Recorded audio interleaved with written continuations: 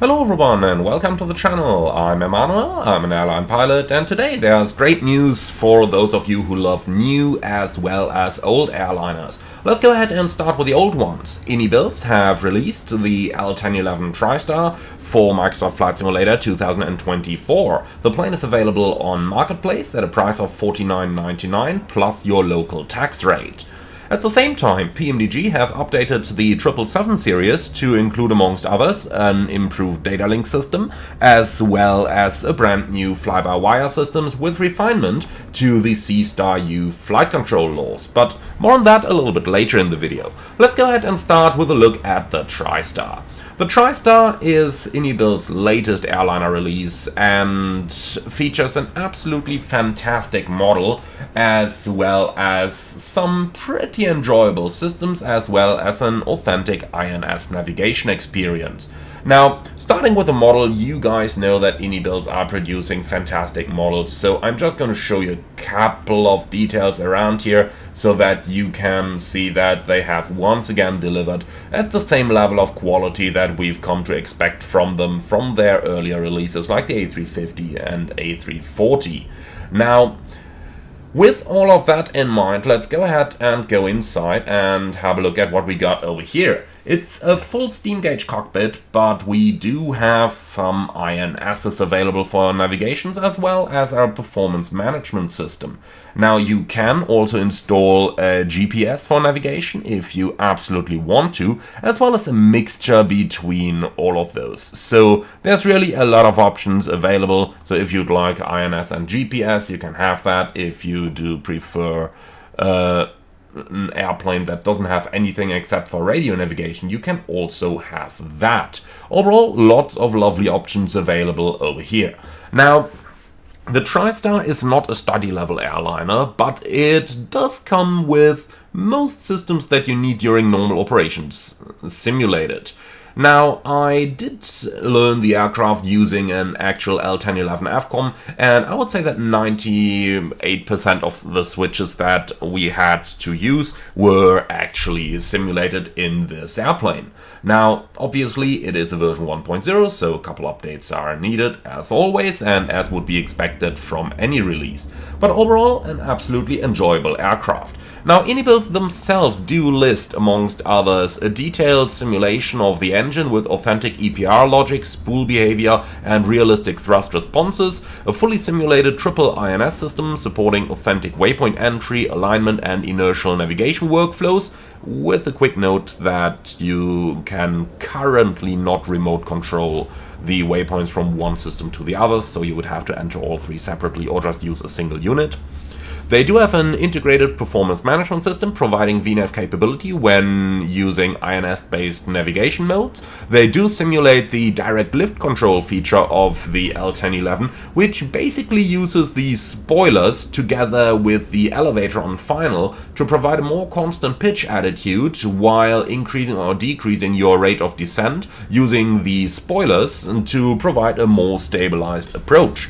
This was a revolutionary system back in the day, and even until today, it's mainly been used on aircraft like the 777 Freighter or now also on the 737 MAX, but that took a couple of years until another airplane manufacturer actually implemented it in different aircraft types. So the 1011 was really ahead of its time.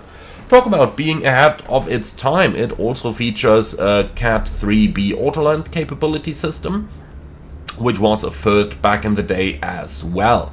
On top of that, the aircraft does feature complete hydraulic, pneumatic, electrical systems with realistic redundancy and load management. And for those of you who say, well, this is much too complex, I will never be able to learn this, it does also come with an automatic flight engineer who can handle everything in the back so that you can just focus on the stuff you have to do sitting up front over here. Now, this is all available through the paper flight bag, which is an electronic flight bag in a paper style like you would have it in an airplane of the day. Now, over here you can see you got all those capabilities of having the flight engineer executing all the different flows. You can also access both Navigraph as well as the simulator standard Lido charts in here. and that includes en route charts, landing performance, you have takeoff performance, and you can view your sim brief, OFP, etc. down here. So overall, a really lovely integration of the electronic flight bag. Overall, a really enjoyable airplane, and it does come at a decent price point as well, so if you love vintage flying, then this may just about be for you. Now, let's have a look at the 777. The PMDG 777 has also gotten a great update, and this one is focused not only on the flight control system, but also comes with a lot of other features included. No, not the sound update yet, that's still work in progress. So what exactly is this about? Now, some of you have pointed out that the 777 sometimes didn't quite react as expected under certain conditions yet, and that has been updated together with a general update of the C*U fly-by-wire logic. Now, what exactly is C*U and how is the airplane going to react now? So, what Boeing did was to try and model an ideal airplane. Namely, one that does not need any trimming for changes in the thrust or extension of the landing gear or flaps or spoilers. All things which traditional aircraft like the Tristar are going to need the pilot to correct the controls for in order to maintain the flight path. That's not the case with the 777. The 777 will only need you to trim the aircraft if you change the speed. Also, it will maintain its altitude until the bank angle exceeds a certain threshold value. So, namely, if you bank to about 25 degrees and more, there is a bit of a reaction before that, but mainly 25 degrees and more. Now, that's seen a great update in the fly-by-wire logic to make the PMDG 777 behave a lot more realistic. Now, it does not fly like an Airbus, which works quite a bit different than the 777, so don't expect it to handle like an Airbus, it won't. It handles like a Boeing 777 because it is a Boeing 777. Now, the 787 does have the same fly-by-wire logic as the 777 as well. Amongst others, the update also includes changes to the data link capability, the flight displays, certain cabin features, the FMS, ground operations, hydraulic system, memory management, ground handling physics, pneumatics, radios, and numerous functions and features in the cockpit. Now, let's have a look into the changelog for the 777 over here.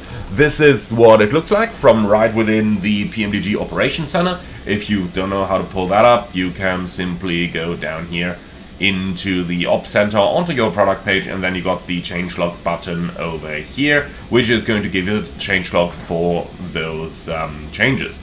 Now, as you can see, the 777 does have a lot of things, too many to go over manually over here, but you can have a look at that in your own PMDG Operations Center if you are interested. Now, most importantly, this is only released through the PMDG Operations Center at this point. The update has been submitted to Microsoft for a Marketplace and Xbox release, and PMDG has already given them the thumbs up for the release, but as always with Marketplace, it is out of PMDG's direct control to ensure the update comes promptly. It comes when Microsoft feels for it to come. Now, one small point over here that is worth mentioning for Marketplace users. When the airplane is taken into the encryption process, there is apparently a little screw up with some texture corruptions that happens throughout the encryption process. Now, PMDG has reported that bug to Microsoft a little while ago, and they were hoping for it to be fixed by now, but unfortunately that fix is still not available. So if you do see some slightly corrupted dynamic textures, that's the ones that reflect the airplane age and wear on the main landing gear and tires. If you have a Marketplace version of the aircraft, then that is the reason why. Now, this is something that PMDG has already brought to Microsoft's attention, but they haven't fixed it yet. Now, for those of you asking when the 777 is going to get beyond ATC integration, that has been in works for some times, but there has been quite a bit of back and forth between the PMDG team and the Beyond ATC team, And at this point, there are still some more issues to be ironed out before that is going to become available for you guys. Now, that's the 777 update. Sound update still in progress, Beyond ATC still in progress. Lovely new flight control update and a lot of smaller stuff as well. I do hope that you guys like these updates. As always, be sure to leave your comments underneath the videos. Let me know how you like the Tristar. Let me know how you like the updated 777. As always, thank you very much for watching. Like, comment, and subscribe. And then I'm looking forward to see you in the virtual skies this week in either one of those lovely aircraft.